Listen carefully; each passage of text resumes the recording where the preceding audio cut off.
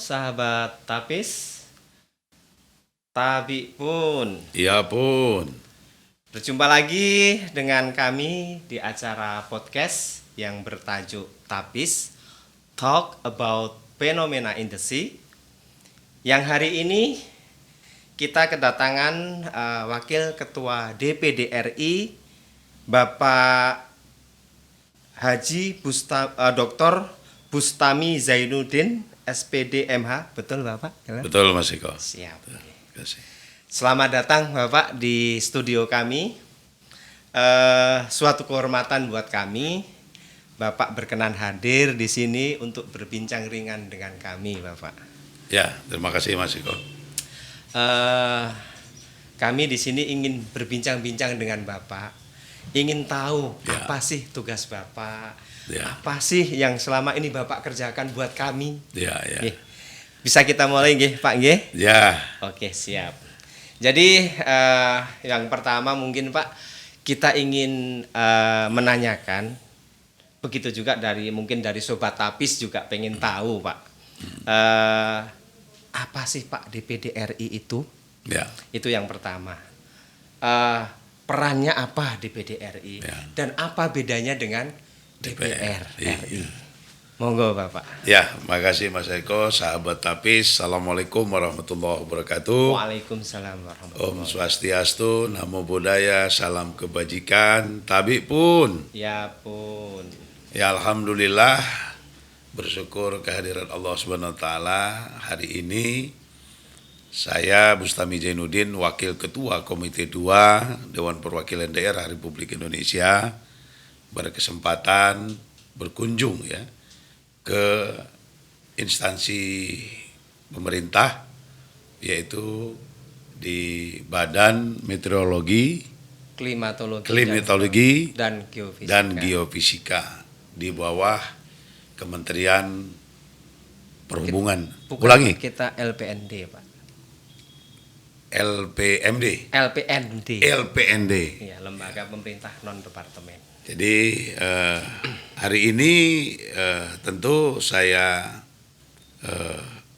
berterima kasih untuk punya kesempatan selain nanti menjelaskan tentang fungsi dan peran DPD, juga berkesempatan untuk memberikan pengetahuan yang luas kepada masyarakat tentang bagaimana antisipasi kita terhadap cuaca ya. Dan apa sih yang harus dilakukan oleh masyarakat, karena sekarang isu dunia itu kan ada 3 yang dikenal dengan view ya, food, water, dan energy. Dan ini semua ada kaitan dengan climate change ya. Dan ada kaitan nanti lari ke BMKG, cuaca, ke BMKG. Siap. Nah, oleh karena itu sebagaimana pertanyaan tadi, apa sih DPD? DPD itu dari singkatannya aja mudah-mudahan sangat jelas ya. Dewan Perwakilan Daerah. Kalau DPR itu Dewan Perwakilan Rakyat. Jadi beda dari judulnya aja sebenarnya segampang sekali membedakan. Yang satu wakil daerah, yang satu wakil rakyat. Nah, kita urai nih. Apa sih yang disebut daerah? Daerah itu negara, sekali lagi, itu berdirinya minimal ada 3 syarat. Ada wilayah, ada rakyatnya, yang diperintah, ada pemerintahannya. Oke. Pemerintah itulah eksekutifnya, rakyat itulah DPR-nya, wilayah itulah daerahnya. Nah, fungsi utama kita di dalam Undang-Undang Dasar 1945 itu melaksanakan fungsi pengawasan, legislasi, dan budgeting. Tidak jauh berbeda dengan DPR RI. Tetapi yang ada kaitan dengan kepentingan daerah. Ya. Apa sih yang diawasi? Produk dari legislasi dan budgeting kita. Legislasi ini kan undang-undang nih dan aturan turunannya. Siap. Nah, itu dibuat oleh pemerintah, DPR, dan pertimbangan dari DPD. Itulah yang diawasi, yaitu pengawasan terhadap pelaksanaan undang-undang yang kita buat, kemudian pengawasan terhadap APBN yang kita buat. Jadi setiap tahun Presiden itu pada tanggal 16 Agustus menyerahkan nota keuangan namanya. Nah, besok ini tanggal 16 Presiden akan menyampaikan nota keuangan kepada DPR dan DPD. Kurang lebih tahun ini hampir 2.800 triliun. Uang ini dilaporkan ke Presiden kepada kita untuk kita sama-sama lihat apa sih peruntukannya. Nah, setelah kita sepakati bersama di situ, kita mengawasi di lapangan. Termasuk yang Bapak pegang ini, karena Mas Eko dan kawan-kawan semua yang ada di eksekutif ini pelaksana undang-undang. Iya, Kalau betul, kita ini tukang ngebuat undang-undang, Iya, tapi juga tukang ngebuat undang-undang sebagai institusi, kita juga pelaksana undang juga. Tapi kita yang membuatnya bersama pemerintah. Nah, jadi kita itu ya. Nah, tugas konstitusi kita di dalam Undang-Undang Dasar itu, kita juga menjadi bagian daripada anggota Majelis Permusyawaratan Rakyat. Jadi anggota MPR itu terdiri dari anggota DPD dan anggota DPR. Jadi nggak ada MPR kalau nggak ada DPD. Ya, apa sih tugas MPR? MPR itu tugasnya pertama mengangkat, kemudian kedua memberhentikan Presiden. Yang ketiga merubah Undang-Undang Dasar. Nah, 1945 itu bisa dirubah. Siapa yang bisa berhak merubahnya adalah Majelis Permusyawaratan Rakyat. Di situ ada DPR dan DPD. Dan mekanismenya diatur oleh undang-undang. Ya, 2/3 mengusulkan dan seterusnya. Apa saja yang mau dirubah. Nah, di DPD itu sendiri ada 4 alat kelengkapan. Komite 1, Komite 2, Komite 3, Komite 4. Berbeda dengan DPR. DPR ada 11. Ya, dia punya 11 komisi. Komisi 1 sampai 11. Kenapa 11? Karena orangnya banyak. Ada 575. Kalau DPD ini kenapa sedikit? Karena orangnya sedikit. Hanya 136. Setiap provinsi hanya 4 orang. Oke? Setiap provinsi hanya 4 orang. Dan DPD ini adalah calon perseorangan. Dia tidak mewakili partai politik. Jadi calon perseorangan kita ini, ya, yang sebutan biasanya calon independen lah ya. Independen. Nah, jadi siapa saja orang boleh nyoblos kita. Tidak ada kuning, merah, hijau, biru, di langit yang biru nggak ada. Kita ini wakil daerah lah ya. Independen pokoknya Pak. Nah, Komite 1 itu membidangi urusan politik, hukum, dan pemerintahan. Komite 2, nah ini nih urusan saya nih. Kenapa saya datang nih ya. Komite 3 itu bidang pendidikan, kesehatan, dan seterusnya. Komite 4 bidang keuangan. Komite 2 ini ada kurang lebih 13 kementerian lembaga yang ada di dalamnya. Yang mitra kerjanya ya, yang berkaitan dengan sumber daya alam.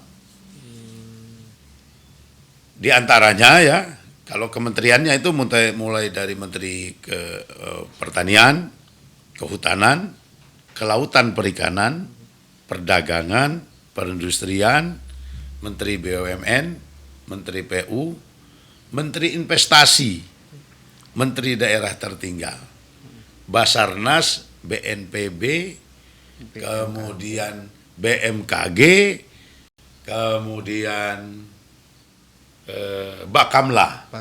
Nah, ya. Intinya yang ada kaitan Menteri Perhubungan saya belum masuk, Menteri Perhubungan.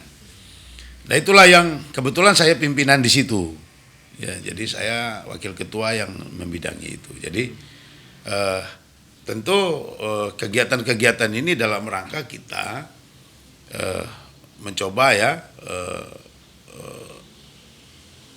mengharmonisasi dengan institusi lain agar koordinasi dengan pihak-pihak itu bisa terjalin dengan baik. Karena jujur bahwa koordinasi di Republik kita ini memang sangat sulit dilakukan ya.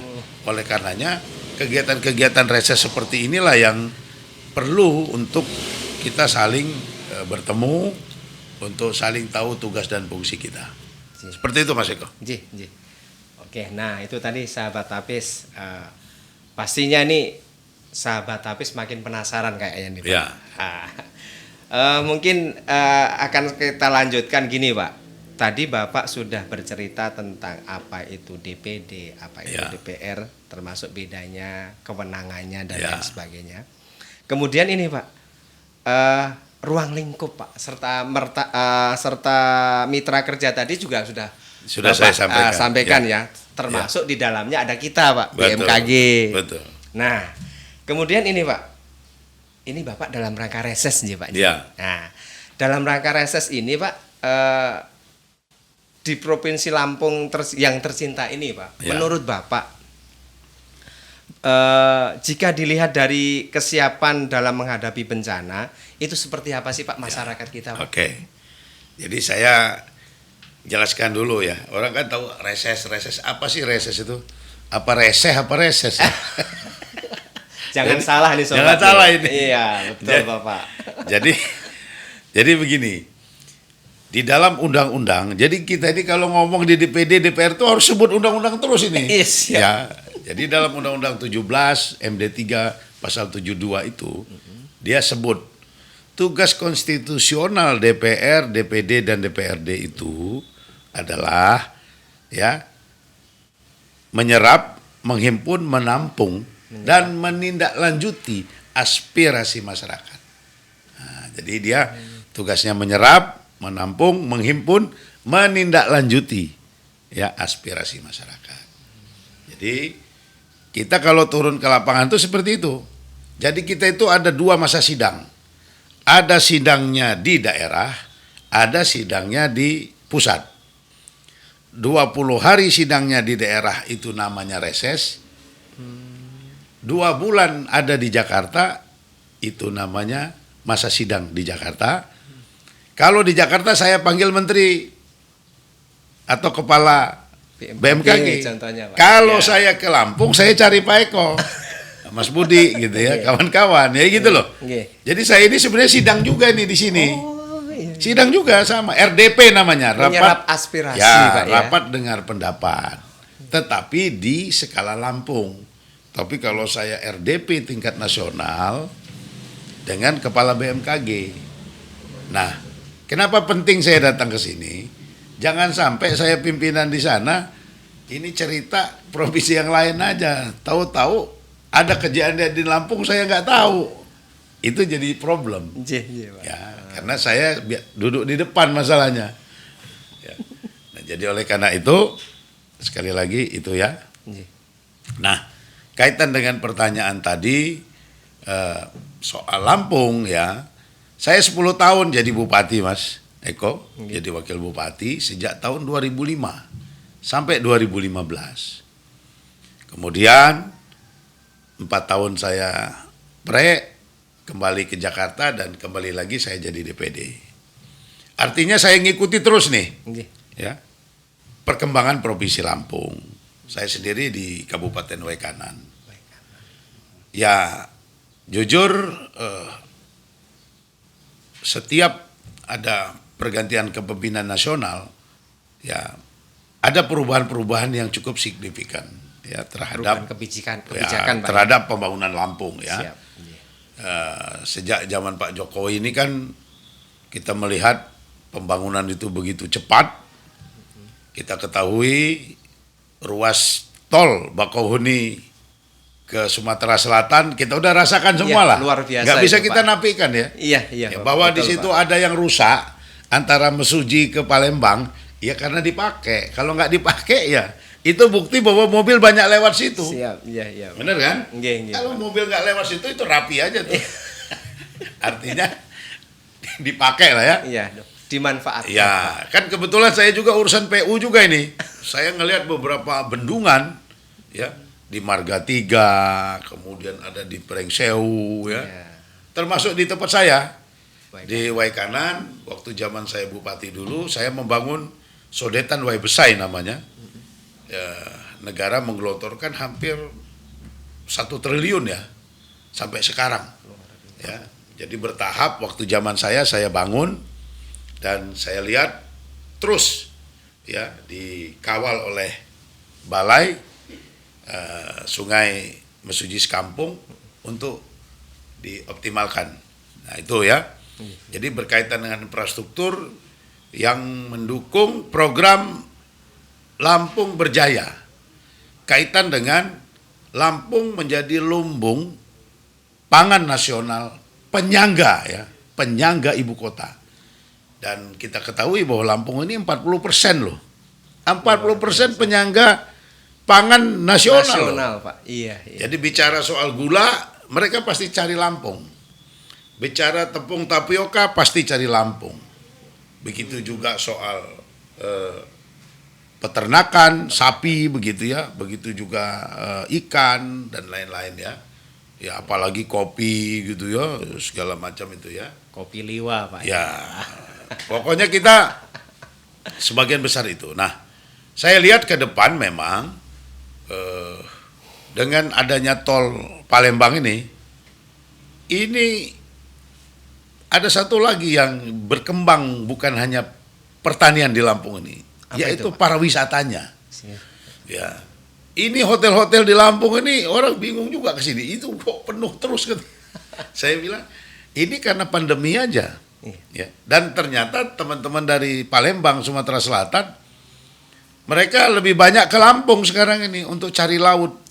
Karena di Palembang tidak ada laut. Betul. Ketimbang mereka juga ke Bengkulu. Ya. Tetapi hati-hati, Bengkulu ini sudah persiapan tol juga loh. Kalau sampai tolnya terbuka Bengkulu, wah artinya Lampung ini bisa memang yang paling dekat lah ya. Iya. Lampung paling dekat lah dari Palembang, cuman 3-4 jam udah nyampe kita di tengah kota ya. Iya betul Pak. Dan Lampung itu sangat menjanjikan ya. Setuju kalau itu saya. Jadi pertanian tadi oke. Ya saran saya tentu minta rakyat Lampung ya sebagaimana dulu saya punya tagline di Waikanan 10 tahun, Waikanan bumi petani. Lampung ini memang harus dijadikan bumi petani juga. Konsepnya adalah tidak ada sejengkal tanah yang tidak produktif. Jadi nggak boleh ada yang nganggur, apa saja. Ya. Dan ini harus menjadi motivasi kita semua untuk menjaga lingkungan ya. Ya dengan apapun yang kita tanam itu bisa membantu penyediaan oksigen ya. Kalaupun tidak hasilnya. Tapi kalau kita tanam semacam mangga gitu di rumah ya, otomatis ya oksigen dia tampung, mangganya bisa kita makan. Kita nikmati, Pak. Kita nikmati ya. Jadi itu tadi ya pertanian dan pariwisata. Itu yang saya lihat perkembangannya cukup besar. Alhamdulillah. Nah, ini Sobat Tapis nggak cuman yang ada di Lampung, yang di luar Lampung pun ayo ke Lampung. Gitu Pak G. Oh iya. Wisata di Lampung itu sangat menjanjikan. Iya, dulu Mas Eko, saya itu mudah-mudahan bisa juga diterapin lah. Saya dulu punya program namanya Mulang Tiuh. Jadi kalau Mas Budi ini Pak tahu dia. Nanti disetel lagu saya itu di YouTube tuh. Mulang Tiuh. Apa itu Pak artinya Pak? Pulang kampung. Oh pulang kampung. Jadi saya dulu tahunya dari mengadopsi programnya Gubernur Sumatera Utara dulu. Raja Inal dia punya program Martabe itu ya. Martabe. Marsipature Hutan Nabe itu. Kalau Pak Bibit Waluyo itu balik deso membangun deso. Kalau Lampung itu Mulang Tiuh. Ayo dong kita pulang ke Lampung. Jogja juga ada Pak. Oh, apa tuh? Kalau Jogja Bali wae nang Jogja. Nah, gitu. Coba saya dulu karena saya motivasi itu, coba datang ke Waikanan sekarang. Wah, kebun karet, kebun sawit, kebun tebu, ya, kebun singkong. Wah, orang kaya raya gara-gara itu tuh. Iya, Pak. Karena kita ajak udahlah. Kalau di Jakarta dulu kan sebelum Covid saya sudah ajak semua orang pulang kampung. Bener. Yang pada nggak ada yang mau pulang kampung 2 tahun macet di Jakarta. Pada berhenti PHK. Coba kalau udah 10 tahun yang lalu saya ajak. Itu kampung-kampung saya tuh. Kalau datang ke Pukon Ratu, Negara Batin, Negeri Besar, Bahuga. Ya minta, ya alhamdulillah sih kehidupan orang sih. Ya. Ya, kelihatan banget dari fisik bangunan rumah, kehidupan yang tiap hari pesta, mulai sunatan sampai yang meninggal juga pesta kita, syukuran. Nggak bisa kita pungkiri juga gini, Pak. Kalau kita nyebrang ke Bakahuni, Pak, banyak mobil-mobil besar, Ya. itu kan membawa hasil bumi Lampung, Pak, Iya. dikirim ke ibu kota. Betul. Ya, itu hampir, pokoknya ada terus, Pak. Lah itu yang saya bilang Mas Eko, 40%. Ya, supply Iya. ibu kota bahan baku ibu kota negara itu dari 40% kita. dari Lampung, Pak. Iya, Ya. karena begini. Luar biasa. Sekarang ini kan apapun kalau dikirim ke Jakarta itu habis. Ya. Karena dari Jakarta kan distribusinya bisa ekspor, bisa kemana-mana. Lari ke mana-mana itu. Iya. Seperti itu. Nah, itu Sobat Tapis. Menarik sekali nih kayaknya nih. Ya, Makin kesini makin menarik, Pak ya. Oke, kita kupas tentang Lampung nih, Pak. ya boleh lah. Lanjut nih, Pak. Kira-kira, Pak, tadi pengetahuan masyarakat tentang kebencanaan tadi gimana, Pak? Ya, Sejauh, Jadi, betul. sejauh sampai sekarang ini gimana, Pak? Menurut betul Pak? Mas Eko. Jadi memang apa istilahnya? Mitigasi ya. Mitigasi. Ya, ini memang perlu harus dilakukan secara berkala ya. Bahkan saya sih menyarankan soal kebencanaan ini sudah masuk juga di dunia pendidikan, Kurikulum sekolah, Pak, kurikulum sekolah dianggap muatan lokal. Contoh lah ya, ini yang sangat rawan misalnya Lampung Barat, ya. pesisir barat, Tanggamus, Lampung Selatan, even itu Bandar Lampung, ya. Nah, kalau Waikanan oke lah, daerah Ilir itu memang suka banjir ya, daerah Pukon Ratu, Negeri Besar itu ada ya, ya kemudian Mesuji dan lain-lain. Kita ini sebenarnya tidak ada yang tidak ada satupun ibu kota kabupaten kita yang terhindar dari kebencanaan. Kalau boleh kita Oleh karena itu, karena kita nggak bisa menghindari, tapi bagaimana kita istilahnya ya? mempersiapkan diri. Iya, mempersiapkan diri aja. Kita nggak bisa hindari Membekali itu. diri, Pak ya. Iya, bekali diri. Jadi bagaimana kita mengantisipasinya aja. Ya, karena bencana itu kan sesuatu bisa dikatakan sunatullah juga ya. Iya, jujur aja sunatullah itu ada di dalam Quran ada Iya, bahwa kerusakan di muka bumi itu akibat ulah manusia. Betul Al-Quran itu. Iya. Nah, artinya karena ini pasti ada, ya kita bagaimana mengantisipasinya. Langkah-langkah yang Nah, harus kita ya contoh saya bilang kalau bicara soal pegunungan, bagaimana nggak longsor kalau semua tidak ditanam lagi dengan hutan-hutan yang berakar tunjang ke bawah. Kalau semuanya ditanam kopi misalnya, padahal pemerintah sudah menyarankan, ini kawan-kawan Anda sudah dikasih hutan kemasyarakatan, tidak apa-apa tanam kopi, tapi mulai dong disuntik dengan tanaman keras. penyangga gitu. Iya, enggak tanaman pokoknya harusnya tanaman keras. Ya. Contoh tanaman keras itu bisa, ya, durian. Itu kan jadi duit juga. Bisa petek, bisa jengkol, bisa tangkil. Yo, apalagi di Lampung Barat tuh, Lampung pesisir tuh. Tahu nggak di sana? Getah yang paling ngetop di sana. Karet, Pak. Bukan. Apa itu, Pak? Dan paling mahal damar itu. Oh, udah. Itu bisa ratusan tahun tuh puunnya. Dan itulah yang bisa menjaga alam yang ada di hutan kawasan hutan lindung itu. Nah, itu udah dilihat, kita kan udah lihat itu. Nah, artinya ya kita ini harus berimbang juga. Memang betul saya pahami bahwa kalau tanaman-tanaman yang saya sebut tadi itu kayak jengkol, pete, ya orang nunggunya lama, 5 tahun, 7 tahun baru panen. Iya. Kalau yang lain kan sebentar, cepat. Ya, tapi kan harus dilakukan mulai sekarang. Jadi pertama kita harus mulai masukkan di dalam kurikulum sekolah. muatan lokal ya, supaya dan kita juga harus dilatih. Saya pikir apa sebulan sekali, apa 3 bulan sekali, lakukan styling, ya. Apa styling itu ya? Kalau orang latihan itu ya, kalau di tentara itu dadakan. Pelatihan ya, Pelatihan ya. tangkap bencana itu loh. Di Iya. mana ruang evakuasinya, kemana larinya, kita kumpul di mana kalau anak sekolah, misalnya bencana nih, kan kita nggak boleh di bawah gedung. Iya. Wah, di sini loh titik kumpul kalau goyang bumi. Nah, jangan tenang-tenang aja. Dan itu saya lihat belum dilakukan. Padahal kan nggak perlu pakai biaya begitu. Iya. Anggap aja latihan pramuka. Iya dong. Iya. Coba gunakan gerakan pramuka itu. Jangan upacara aja 14 Agustus, kemah-kemah. Yang harus dilakukan itu yang seperti ini, edukasi tentang mitigasi bencana. Ya, bagaimana ini nggak latihan mitigasi bencana disuruh nyebrang sungai, tenggelam anaknya. Ya kan banyak kejadian begitu. Iya, betul Pak. Padahal sebenarnya kan bukan itu yang harus diajarkan. Harus kan bagaimana nih? Kalau kebakaran hutan seperti apa antisipasinya? Ya dong? Iya, betul Nah, Pak. cuaca apalagi yang kayak begini ya. Oke, siap. Ya. Itu kaitan dengan bencana tuh. Siap. Ya. Ya. Tadi poinnya di buatan lokal ya Pak ya. Berharap kebencanaan ini bisa masuk ke dunia pendidikan. Oh iya, iya. Jadi bisa diajarkan. Dan sedini mungkin pengetahuan itu sejak dini, dilakukan. betul sekali Pak. Ya. Iya. Dan dilakukan berulang-ulang sama, dibuat kayak upacara seminggu sekali lah. Deng deng deng deng deng deng. Nah, harus diajarkan. Oh, kalau belnya begini berarti bencana. Kalau belnya 2 istirahat makan siang. Nah, iya dong.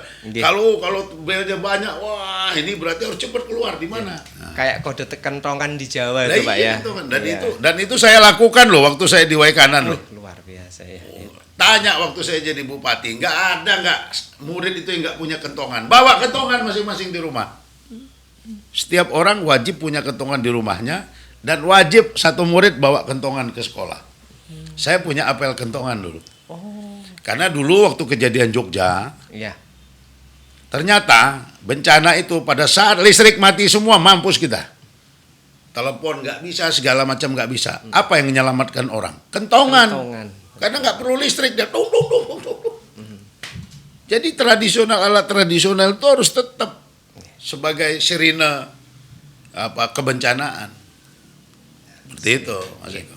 Jadi teknologi modern tetap kita pakai, yang konvensional juga jangan kita tinggalkan. Pak, Jangan ya. pernah meninggalkan, Siap. melupakan sejarah. Nah, itu poinnya di situ teman-teman. Lihat Jepang, Sobat lihat Tapis. Jepang itu. Walaupun dia pemilik teknologi tercanggih di dunia, bajunya tetap kimono. Wah, itu dong. Kita ini belajar dari orang. Jadi mana orang-orang yang maju di dunia ini Kita serap kita Pak, ya. serap, dan mereka itu kenapa maju hari ini? Karena mereka itu tidak pernah melupakan sejarah orang-orang tuanya dulu. Kakek nenek negara ini bisa hebat. Iya. Karena itu menjadi motivasi. Siap. Terima kasih Bapak. Wah, ini poin penting buat Sobat Tapis. Terus ini yang terakhir mungkin Pak. Ya. Mungkin Bapak punya agenda Siap. lagi setelah ini nggih Pak nggih? Ya. Jadi kira-kira apa nih Pak harapan dan saran Bapak buat kami dan teman-teman? Ya. Tentunya juga buat Sobat Tapis semua Pak. Ya. Jadi pertama saran untuk masyarakat dulu nih. Siap, Bapak. Jadi lembaga BMKG ini adalah lembaga milik negara, lembaga milik publik yang gunanya untuk memberikan informasi tentang cuaca. Oleh karenanya, jangan disia-siakan untuk bisa mendapatkan informasi manakala kita membutuhkan informasi itu. Contoh, banyak yang memerlukan nelayan misalnya, bagaimana dia melaut hari ini cuaca di laut? Bagaimana orang yang membutuhkan transportasi penyeberangan? Bagaimana banyaknya orang yang membutuhkan informasi, misal ada mau pesta, mau perkawinan, ya bisa ditanya. Ngitungnya datang ke PMKG, tanggal berapa hari baiknya yang nggak hujan. Jangan nanya ke Mbah Dukun. Ya maaf Mbah Dukun ya. Mbah Dukun boleh juga lah tamu undangan. Iya. Dia bantu doa. Tapi secara akademis harus di-mix. Saya bilang harus Iya, di-mix. harus di-mix. Jadi pengetahuan teknologi itu juga tidak melupakan akar budaya. Betul. Ya, seperti kawan-kawan yang ahli di bidang meteorologi yang dulu belum teknologi kan dia bisa tirakat tuh. Iya. Jangan dibilang dia nggak bisa, bisa dia. Bisa. Mindahin angin bisa. Karena dia dikasih karomah sama Tuhan, sama Allah Subhanahu wa taala, karena zaman itu belum ada alat ngegeser cuaca itu. Dikasih dia. Iya, betul. Nah, jadi kita juga harus tetap hormat. Jadi artinya, tapi sekarang kalau ada BMKG datang juga ke BMKG lah. Karena di sini ya mereka punya teknologinya ya.